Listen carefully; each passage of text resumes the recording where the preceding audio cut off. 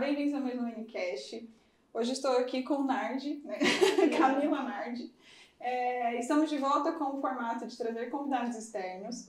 O mês de setembro, o tema é marketing. Então a gente trouxe uma das pessoas referências em falas de marketing, que tem 12 anos de experiência, que já teve mais de 5.000 alunas, e ela está aqui no Unicast de hoje e vai estar no Unicatalks no fim do mês, no dia 27 de setembro.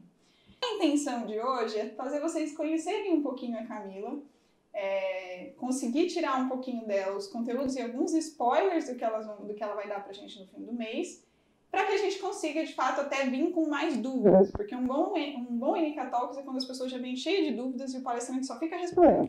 Esse é o melhor mecanismo, porque daí já é direto e já é certeiro e isso fica super legal. Primeiramente, agradeço o convite, a oportunidade de vir compartilhar um pouco do meu conhecimento, da minha história. E, bom, eu já fiz muita coisa no marketing, eu falo que já passei por várias áreas e hoje eu trabalho principalmente para prestadores de serviço profissionais e também empresas que trabalham em âmbito local, né? Uhum. Então, a maioria dos meus clientes são B2C, que oferecem para o cliente final. E hoje eu tenho as minhas mentorias, onde eu atendo esses profissionais, desenho todo o plano de ação. Tenho também uma agência onde a gente atende esses profissionais com o trabalho de gerenciamento de mídias e carreira. E também tenho cursos pontuais, assim, para os profissionais e para as empresas entenderem como utilizar o Instagram como principal ferramenta para atrair e se conectar com seus clientes. Entendi. E a Angie falou bastante para mim, assim, quando a gente estava discutindo sobre o tema do Unicast, sobre posicionamento de marca. E eu acho que nem todo mundo tem claro o que é esse conceito de posicionamento de marca. Como que você explicaria, assim, para alguém que acabou de acordar de 10 anos, dormindo, assim, não sabe o que é Instagram, não sabe o que é nada? Como você explicaria o que é um posicionamento de marca? Bom, a forma mais simples de explicar o que é posicionamento é entendendo que todo mundo já está posicionado de alguma forma, mesmo que não tenha consciência disso, e é basicamente o lugar que essas pessoas ocupam na mente do cliente. Então, como que o cliente percebe a sua marca hoje? Uhum. É esse o seu posicionamento. Se você olhar para a média total dos seus clientes, se eles te enxergam, por exemplo, como o mais barato, ou o melhor custo-benefício, ou que oferece maior qualidade, ou que tem qualidade XYZ que me atrai mais. Então, é como se a gente tivesse várias caixinhas mentais e a gente fosse encaixando nessas caixinhas mentais profissionais e empresas baseado em características. Uhum. E uma coisa que é importante da gente citar é que a gente não tem muitas caixinhas mentais. Então, a gente tende a lembrar das empresas que estão ocupando ali o primeiro e segundo lugar em cada posição. Então, o nosso objetivo é ocupar, seja o primeiro ou o segundo lugar. Mas para isso, a gente precisa entender aonde que eu me posiciono na cabeça dos nossos clientes, para depois traçar uma estratégia para aonde eu quero chegar. Então, como eles me enxergam hoje, como eu quero que eles me enxerguem, e aí a gente traça uma estratégia que passa desde a imagem dessa empresa, então como ela se comunica visualmente, a parte verbal, a parte estratégica de conteúdo e também posicionamento de preço. Entendi. Então, qual é o preço que essa empresa cobra do mercado e como a gente mostra o valor, como que a gente faz essa diferença entre preço e valor para subir a percepção de valor para que o preço pareça ou barato ou fique pelo menos em segundo plano. Entendi. Mas então, assim, a gente poderia dizer que mesmo quem não sabe qual é o seu posicionamento, posicionamento está. Exato. A gente só não sabe qual é a caixinha que você está usando. E você tem algum mecanismo para saber hoje qual é a caixinha atual para saber, assim, por exemplo, tem uma marca que quer se posicionar como uma marca de luxo, vamos dizer. Mas a gente não sabe qual é a percepção que o público tem. Se ela está colocando ela nessa caixinha de luxo ou se ela está colocando numa caixinha de design diferente, não sei. Como que a gente descobre em qual caixinha que hoje uma empresa está instalada? Tem várias formas de a gente fazer isso. Uma delas é olhando as próprias métricas da empresa. Então, a empresa não consegue ter clientes recorrentes. Tem algum problema ali. A empresa tem muitos clientes recorrentes, mas eles são todos clientes de preço baixo. Ela não consegue ofertar produtos mais altos. Então, a gente já consegue ter uma ideia. Outra forma é fazendo pesquisa com os próprios clientes. E isso pode ser feito internamente no WhatsApp ou até dentro do próprio Instagram, através de enquetes. É lógico que as perguntas que a gente faz em uma ferramenta e outra são diferentes. E também analisando visualmente a estética da empresa, a comunicação da empresa, como ela se comunica com o cliente. Então, Então, são várias formas que a gente utiliza para chegar nisso. Nem todas elas a gente utiliza para todas as empresas. Ah, entendi. Mas existe algum posicionamento que a gente poderia considerar como ruim? Assim? Olha, tem, mas em geral, por exemplo, eu não sou da linha de cobrar barato. Entendi.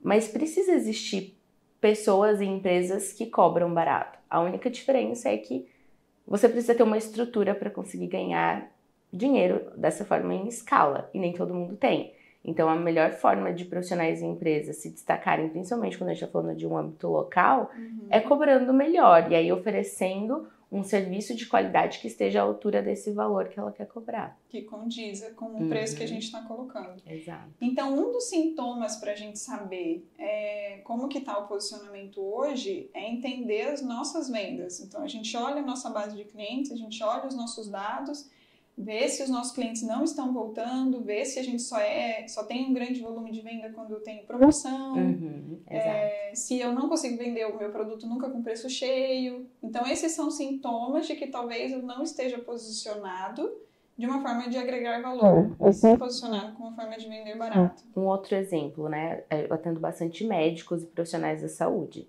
Então, se lá no WhatsApp, toda vez que alguém manda uma mensagem, a pessoa pergunta, atende plano de saúde? E esse profissional não atende, já é um sinal de que ele está comunicando alguma coisa errada. Então, ou tem estratégia que está atraindo o público errado, ou a imagem, na verdade, a nossa comunicação em geral, seja ela verbal ou não verbal, ela atrai determinado tipo de público. Então, a gente precisa fazer ajustes. Porque tem médico que você olha e você fala, esse aqui com certeza não atende plano. E essa é a ideia desses profissionais que não querem atender plano de saúde. Entendi. E aí tem o oposto, tem profissionais que só querem atender plano, principalmente quando estão ali nos primeiros anos de carreira. Eles precisam fazer uma agenda de clientes, né? uma cartela de pacientes. Então, se a gente eleva muito a percepção de valor dele, ele vai afastar do objetivo que ele tem. Então, a gente tem que entender qual é o objetivo principal daquele profissional, daquela empresa, como que essa pessoa ela quer ser vista, para daí a gente traçar estratégias de conteúdo, de posicionamento de imagem, de preço, para que ela atinja aquele objetivo. Mas na sua experiência, quando você vai conversando com os empresários, por exemplo, uma pessoa te contratou, e aí você vai fazer a primeira conversa, você visualiza que os empresários sabem qual é o posicionamento que eles gostariam de ter? A maioria deles não. É porque eu também tenho essa impressão de que tem muita gente que fala assim, eu gostaria de ganhar mais dinheiro, mas quem é você, né? Tipo, ou quem você quer ser, né? Acho que a grande maioria das pessoas não tem noção. E como que você dá um direcionamento para eles quando eles vêm totalmente perdidos, assim? A maioria vem perdido porque a gente só escuta falar de marketing.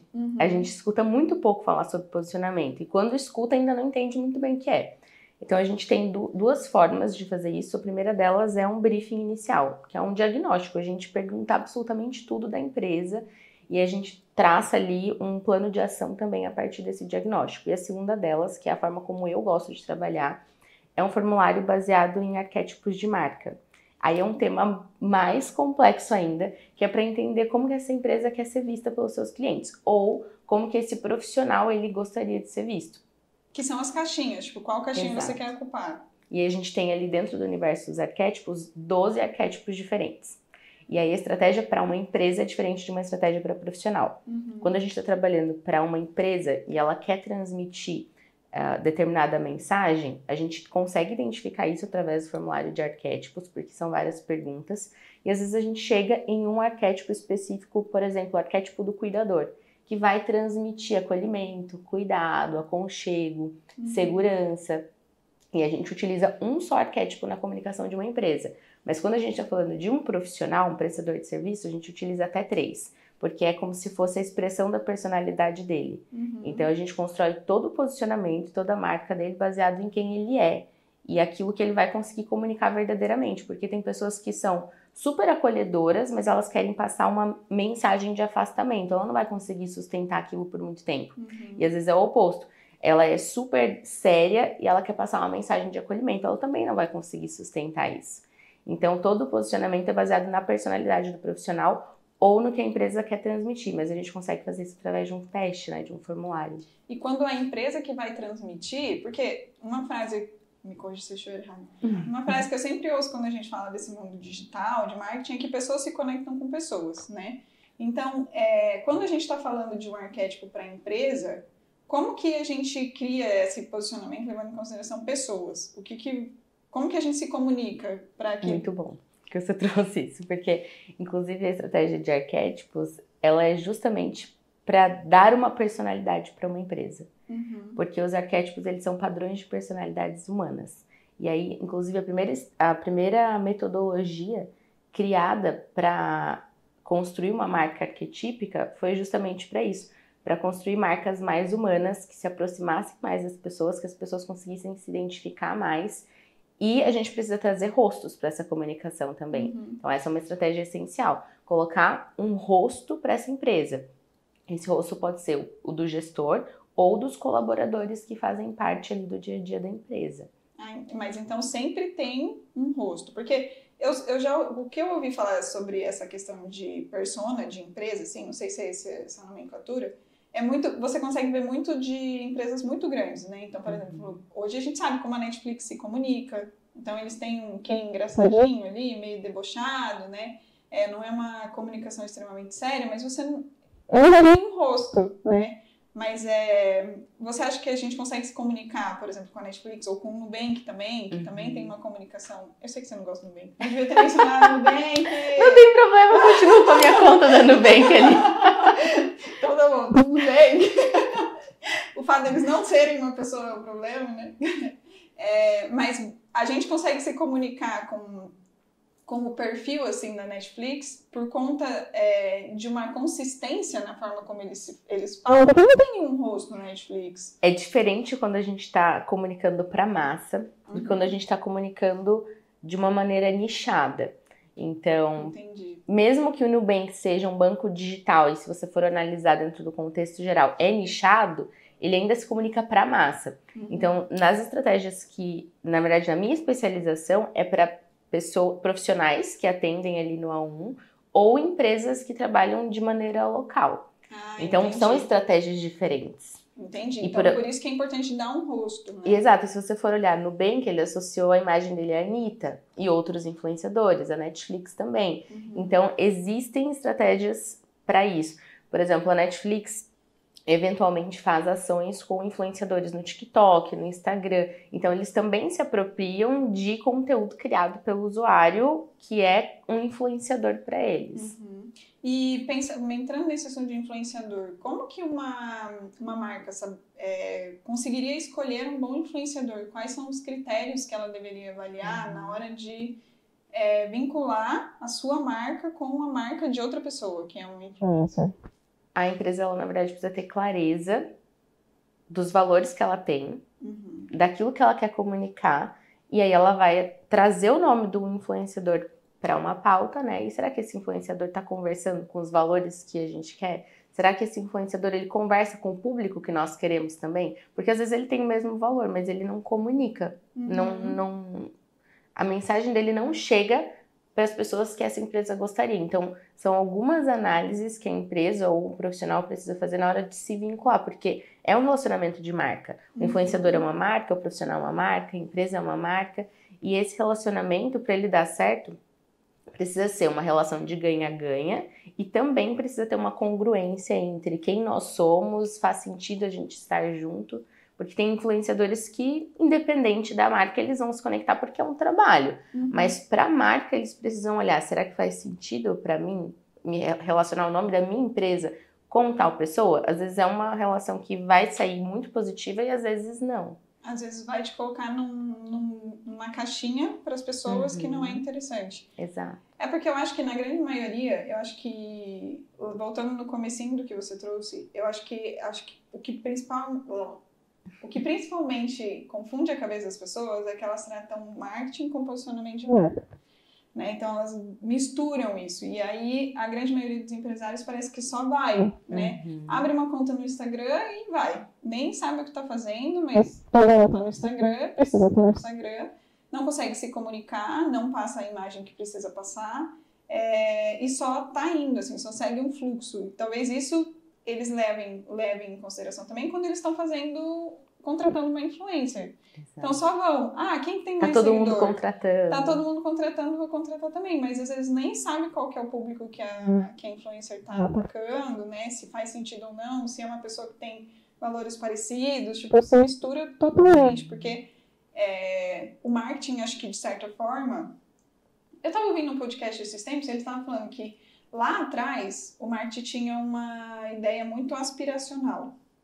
E que depois de um tempo ficou muito voltado para a venda de produtos. Então, quando veio os anúncios na televisão, ficou muito, esse produto é R$ 9,90. E aí perdeu um pouco o quê de aspiração, assim, né? Que tinha de, eu quero me tornar aquilo, para essa venda de produto estrita. E que os influencers, quando eles apareceram, o gap que eles fecharam foi dessa aspiração. Então, que hoje as pessoas assistem os influencers pensando muito nessa parte aspiracional. Eu gostaria de ser igual a ela, né? Então, quando uma marca se vincula, ela precisa levar em consideração o que é o ela que as pessoas estão pensando, né? Exatamente. Porque... Pode falar. Não, pode falar. Porque senão, às vezes, você vai se vincular com uma pessoa que tá sendo uma aspiracional totalmente diferente do que o que você tá pregando como empresa, né? E assim... Ainda tem uma outra, eu concordo com tudo em número, gênero e grau, mas ainda tem uma outra questão. Quando você se posiciona da maneira correta, ao mesmo tempo que você atrai o público correto, você afasta o público errado. Então, se a gente fosse pensar em uma propaganda, vamos pensar no que a gente está acostumado, que a gente cresceu vendo, né? Uma propaganda na televisão de móveis de luxo, móveis sob medida. Quando você imagina uma propaganda dessa, você imagina uma luz mais difusa, uma iluminação mais pontual, em câmera lenta, uma música com determinado ritmo. E quando você imagina uma propaganda da Casas Bahia, por exemplo, só amanhã. Tá muito focado no preço, no produto. Então, o aspiracional, ele também... É lógico, eu não estou dizendo que o público A, B e C, todos não trabalhem com aspiracional. Todos trabalham, mas é diferente. Então, quanto mais alto o ticket, mais aspiracional precisa ser e menos focado no produto. E mais no que aquilo traz de sensação para a pessoa. Entendi. E você pode até olhar, por exemplo, influenciadores como a Virgínia. Ela tem o aspiracional, mas ela foca muito no preço, muito no produto, porque é o público. Então ela lança promoções e ofertas o tempo todo, ela traz o produto. E se você for para uma outra linha de influenciadora, como por exemplo a Silvia Braz, que é uma influenciadora que vende marcas de luxo, ela jamais teria o mesmo posicionamento que a Virgínia, e vice-versa.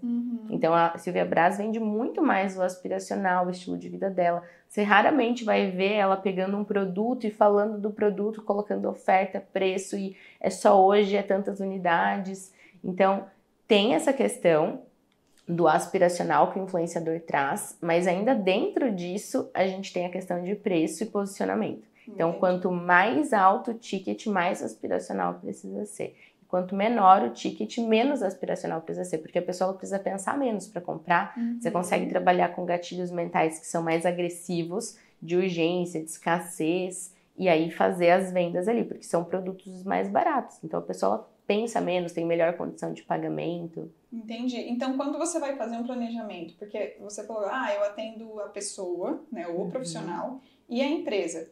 Quando você vai tratar do profissional, você leva em consideração essa aspiração é maior ou menor do que para a empresa? É maior. É maior quando é a pessoa. Quando é a pessoa. E aí, assim, se for um médico, o que você poderia dar um exemplo de aspiracional, tipo, para médico, assim, de propaganda que ele faria? Lifestyle só?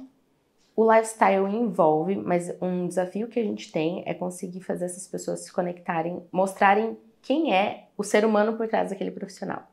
Entendi. Porque a gente tem muito essa ideia de que eu preciso separar o CPF do CNPJ. Só que quando a gente está falando de posicionamento, não tem como. Até porque, principalmente depois da pandemia, as pessoas elas começaram a se importar muito mais de quem elas compram. Então, independente do público A, B ou C, elas querem saber quem está por trás. Então, eu quero comprar de pessoas que são parecidas comigo em valores, em comportamento. Então, se eu vou comprar, por exemplo, de um pediatra, eu quero saber como ele enxerga a maternidade, como ele enxerga a paternidade. Será que ele é pai? Será que ele não é? Será que ele tem sobrinhos? Qual que é a relação dele com sobrinhos se ele não tem filho, entendeu? Então eu quero ver o dia a dia dele nesse sentido. Quero saber o que ele acredita em relação, por exemplo, ao casamento. Então, é importante que a pessoa se posicione em relação aos valores dela. E isso é um desafio que a gente tem enquanto profissional, porque muitos deles relacionam isso com a superexposição. E não é fazer da vida um reality show. É você escolher quais facetas são importantes para que o seu cliente se conecte. E aí você consegue um nível de profundidade de conexão que a pessoa ela para de querer apenas um profissional, ela passa a querer aquele profissional. Entendi. Então, eu não quero só ir num médico X, eu quero ir naquele médico, mesmo que eu precise esperar 2 meses para conseguir a agenda nele. E esse posicionamento, ele é muito diferente de homens e mulheres, né? Porque, entrando num assunto um pouco polêmico, mas eu acho muito interessante, tinha uma série do Netflix que era Explicando, não sei se você já assistiu, e ele fala de diferença salarial de homens e mulheres. E um dos pontos lá, eu nem lembro quem que era que falou, mas falou assim, se você for um homem e você tiver uma foto dos seus filhos na sua mesa, isso vai te passar uma imagem de que você é cuidador, de que você tá, né, nossa, super pró-família. Pai presente. Agora, se você for uma mulher e tiver, talvez eles achem que você é desfocada. Então, quando a gente trata de homens e mulheres de posicionamento pessoal, e você vê isso na prática, essa diferença de, eu não posso expor tantos filhos quando eu tô falando de mulher, porque senão as pessoas vão achar que ela tá se perdendo, ou isso... Não, eu acabo não levando muito isso em consideração, porque quando a gente coloca a nossa personalidade para jogo, a gente acaba atraindo pessoas que são ou similares, ou que precisam muito daquilo que a gente está representando, enquanto marca, mesmo que eu seja uma profissional. Então... em todos esses anos trabalhando principalmente com profissionais, eu não vi tantos casos assim. Então, esse caso até era se eu não me engano, era Hillary Clinton, assim, tipo, alguma coisa relacionada com alto escalão, assim, sabe, da presidência. E é uma série bem interessante, porque eles explicam várias... parênteses, né? Nada a ver com arte. Mas a principal diferença de renda de homens e mulheres vem muito por conta da licença maternidade. Então, nos países que a licença paternidade é tão longa quanto a maternidade, a equiparação salarial é bem próxima. Legal. Eu não assisti essa série, mas eu acredito que isso tem a ver quando ou a pessoa está dentro do mundo corporativo, que ela não tem tanto... o nome dela não tem tanto peso, porque o que a gente faz com um profissional em empresa é fazer com que ele se torne um influenciador do próprio negócio, que o nome deles tenha peso e que as pessoas de fato sejam influenciadas por ele, peguem aquilo que ele traz como referência. Então, dificilmente alguém vai refutar esse sentido, porque quando a profissional ela é mãe, a gente traz isso como uma grande força, uma grande potência dela. E aí você chama mais mães. Exato, principalmente quando tem a ver com o público que ela quer atrair. Entendi, legal. As meninas já iam pro desafio, mas elas estão um pouco ansiosas. Eu acho que isso pode gerar mais perguntas. A Angie me passou aqui em algumas lives, quando você faz, você analisa alguns perfis com base no posicionamento, né? Do que você acha que pode ser interessante, do que você acha que, nossa, isso aqui tá muito errado. E aí, a gente queria que você analisasse o perfil do NK. Vamos lá. Eu tô nervosa. Vocês vão me colocar numa saia justa. Eu ia falar pra ela analisar o perfil do Nicolas, porque o Nicolas tá super tentando se posicionar, muito por conta dessa questão do profissional mesmo. E é engraçado, a gente é um pêndulo, né? Porque antes eu tava super online e ele tava quieto. Daí eu excluí meu Instagram e ele tá tipo influencer, sabe? Tipo, é esse mundo que estamos. Mas você pode analisar pra gente, então? Vamos lá. Mas assim, seja carinhosa, eu sou meio ruim de receber feedback negativo. Não, então eu já vou deixar ela tranquila. Porque eu acompanho, né, o Instagram, já vi vários posts e assim, tá muito bom.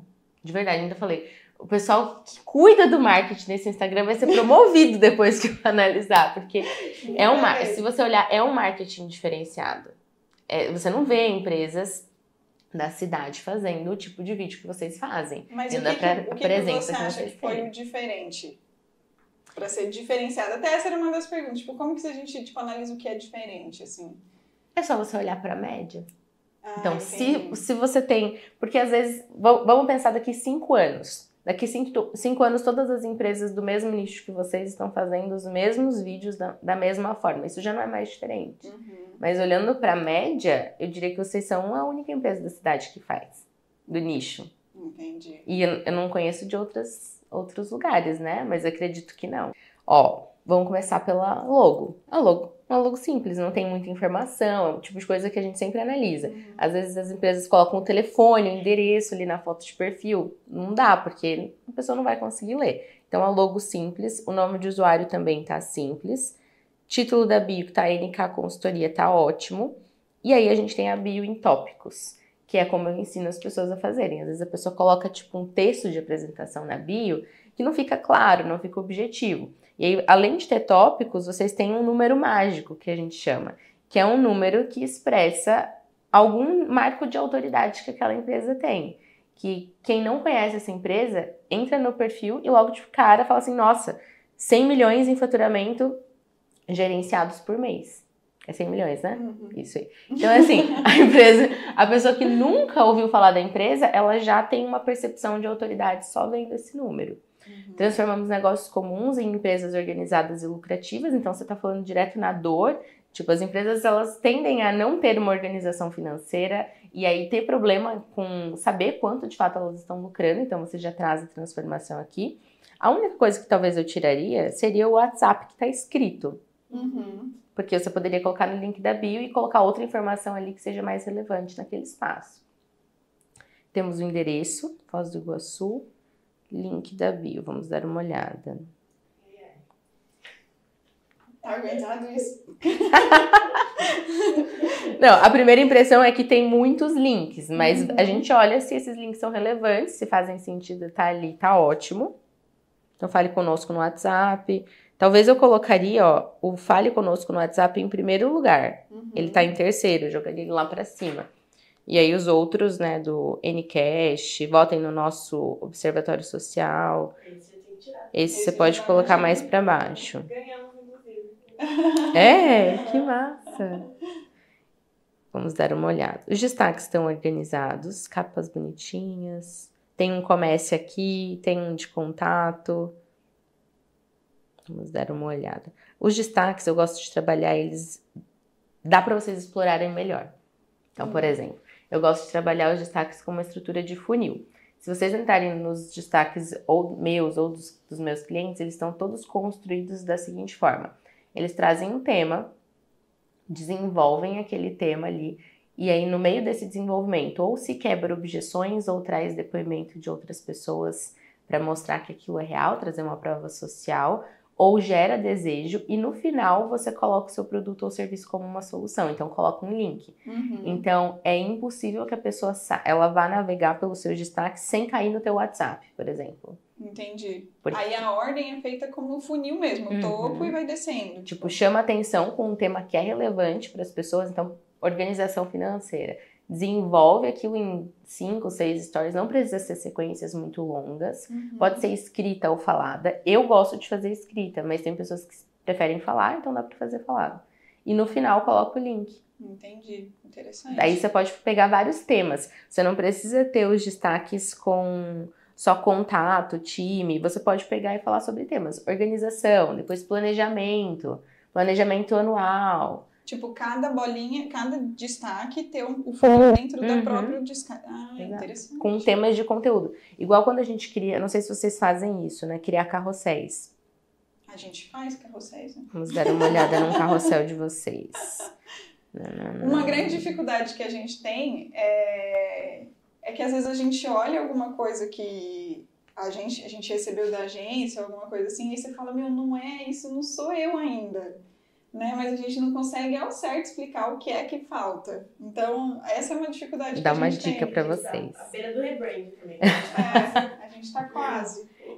A estrutura que a gente usa também, essa dos destaques, é a mesma que a gente utiliza para carrosséis. Então, todos os carrosséis, eles têm essa estrutura de funil. A gente coloca um título que é chamativo, desenvolve ali ou quebra objeção, ou gera desejo, ou coloca um depoimento, coloca o produto como solução e esse é o conteúdo perfeito para a gente turbinar. Porque existe uma estratégia muito simples no Instagram, para você aumentar a sua base sem precisar usar o gerenciador de anúncios, que é simplesmente com um botão de turbinar. Ele é maravilhoso. Ele te traz audiência qualificada e se você utiliza essa estrutura de funil nos carrosséis, você ainda consegue trazer clientes de primeira. Uhum. E aí tem uma estratégia que vocês podem utilizar, como vocês têm uma agência que cuida, que é a agência transcrever o próprio conteúdo que vocês criam. E aí, a partir desse próprio conteúdo, eles criarem carrosséis, criarem a sequência de destaque, se forem eles que fazem. Uhum. Mas todo o conteúdo, ele é primeiro gerado por vocês através de vídeo ou texto, de alguma forma. E aí, isso é transformado em conteúdo depois. Entendi. Vai ficar com a cara de vocês, com a forma de vocês falarem. Porque, na verdade, uma das coisas que a gente aprendeu no primeiro semestre, quando o Netão veio, né? Porque o Netão falou de rebranding quando ele veio. E uma das coisas que ele falou foi, não dá para você terceirizar a sua comunicação. Porque é como se você terceirizasse você inteiro. Tipo, você não tem como falar para outra pessoa, fala aí do meu produto. Você tem que falar. E a gente se esforça bastante aqui, mas ainda assim, às vezes passa alguma coisa, né? Porque a gente tá o tempo todo gravando, quando a gente fala, é a gente que fala mesmo, né? Mas principalmente esse conteúdo mais estático do Instagram, eu acho que é onde a gente tem mais dificuldade, porque embora a gente já tenha falado muitas vezes no vídeo, quando transcreve parece que perde um pouco a essência do que é. Eu não sei se é pelas cores, eu não sei se é pela estrutura, mas talvez uma das coisas que a gente talvez deva organizar agora é justamente o funil no carrossel, né? E até nos nossos vídeos mesmo, porque a gente também não faz vídeo estruturado para funil. Né? A gente só faz normalmente o vídeo pro fundo do funil lá, a gente não começa ele inteiro, né? A gente só vai direto pro... E aí tem uma estratégia que vocês podem usar. A gente usa essa estrutura de funil em carrossel, em Reels e nos destaques. E também na sequência de stories que não precisam ficar salvas nos destaques. Uhum. Mas quando vocês forem criar Reels, façam de até 90 segundos, porque você consegue também turbinar, patrocinar. E você faz sempre pensando nesses primeiros 3 segundos, o que eu vou falar para prender essa pessoa nesses primeiros 3 segundos e fazer ela ficar até o final. Entendi. Então, chama atenção com um título, uma frase. Isso serve para todo mundo, né? Aí depois você se apresenta, e aí depois você desenvolve o conteúdo e aí chama para ação no final. Entendi. Interessante. Angie, você tem alguma pergunta? Eu acho que é isso. É que a gente também tá na fase que é no rebranding, pensando em cores, que né, a gente tá com a Cash Play, o negócio azul, a gente ainda tá se encontrando nas cores. Mas o Instagram tá muito bom mesmo, eu gosto muito. Principalmente, uma coisa que eu gosto é que tem capas que são nativas, feitas no próprio Story. Que são essas daqui, tá vendo? Depois porque daí não fica um feed muito profissional. Não. Tem cara de que foi vocês que fizeram. Isso. Que não é um terceiro que cuida. Então esse é um cuidado que a gente tem que ter quando tem uma agência que cuida, que é transformar aquele perfil como se fosse a própria pessoa que estivesse criando tudo. Sim. Tem que ter artes profissionais, porque isso também trabalha o posicionamento, mas não pode ter só isso. A gente tem que ter rosto, a gente tem que ter conteúdo nativo feito com a capa feito no próprio story e dar uma misturada ali para que não afaste tanto. Entendi. E assim, pra gente finalizar, queria que você explicasse um pouquinho como que as pessoas te encontram. E depois que ela assistiu esse Ncast e ela falou, meu Deus, meu Instagram está uma bagunça, como que ela pode te contactar e depois quais são os passos que você segue com ela? Tá. Então ela pode me encontrar no Instagram, que é a minha rede social principal, @CamilaNardi. E aí, a partir disso, ela vai dar uma navegada ali nos meus destaques, vai clicar no link da bio, vai ver que tem... Eu tenho várias soluções de produtos, né? Eu tenho solução de produto desde aquela pessoa que quer só com o que eu posto no meu feed. Então, a gente tem um produto só para isso, então, que eu chamo de funil inteligente, para construir essa estrutura de funil de conteúdo através do feed. Tem curso de Stories, tem curso de Reels. Aí tem os meus queridinhos, que são ou o programa de implementação, que eu acompanho a pessoa por 3 meses, ou a mentoria, que eu acompanho ela por 6 meses ou 1 ano. E daí as mentorias, elas são híbridas. Então, tem os encontros individuais comigo e a gente também tem encontros em grupo. Então, ela não é nem uma mentoria individual, nem uma mentoria em grupo. Ela é híbrida, porque ela tem ali o melhor dos 2 mundos. A pessoa consegue fazer networking, ela tem acesso a mais pessoas. E ali surge muita parceria, muitos contatos profissionais. Então, a pessoa tem esse acompanhamento individualizado, mais o acesso a um grupo. E aí, é isso. Lá no meu Instagram você vai encontrar várias soluções, independente de trabalhar com produto ou serviço, apesar do meu foco ser profissionais, né, que oferecem serviço. Legal. Então, para quem vier no dia 27, venham com perguntinhas prontas, com dúvidas prontas. A Camila não vai conseguir analisar o perfil de todo mundo que estiver aqui. Mas eu analiso alguns. Então, é bom vocês virem com as perguntas prontas, mas eu acho que uma pergunta que hoje talvez seja interessante você fazer é justamente, você sabe qual é o seu posicionamento hoje? E qual é o posicionamento que você gostaria de ter? Porque se você não sabe, talvez seja interessante você fazer essa reflexão antes de vir.